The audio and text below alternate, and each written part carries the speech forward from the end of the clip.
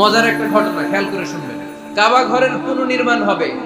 এখন কাবা ঘরের নির্মাণ শেষ, ওই হাজর আসাদ পাথর নিয়ে এটার কর্নারের মধ্যে সেট করা হবে। কিন্তু কে রাখবে? কারণ হাজরা আসওয়াদ তো যেন তেন পাথর নয়। মক্কার 4 নেতা বলে এই সম্মান আমরা হাতছাড়া করতে চাই না। কেউ এই পাথরে হাত দিতে পারবে না, কেউ মীমাংসায় যেতে পারে না। এক মুরব্বী বলে, থাক আজকের জন্য এখানেই সবার মুলতবি, আগামী দিনে এই মসজিদুল হারামের দরজা দিয়ে প্রথম যে ঢুকবে সে সিদ্ধান্ত দিবে। আল্লাহর মেহেরবানি, এর পরের দিন এই পথ দিয়ে ছুটে এসেছে বিশ্বনবী মুহাম্মদ। সবাই বিশ্বনবীকে বললেন, এই ঘটনা, কেউ তো পাথর ছাড়তে চায় না। বিশ্বনবী বললেন, কই পাথর?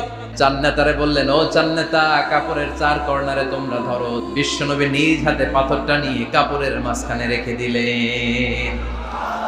এবার বিশ্বনবী আগে আগে যায়, কাবার কাছে যে বিশ্বনবী আবার নিজ হাতে পাথরটা তুললেন, আবার নিজ হাতে কাবার ভেতরে রেখে দিলেন। পড়েন সুবহানাল্লাহ।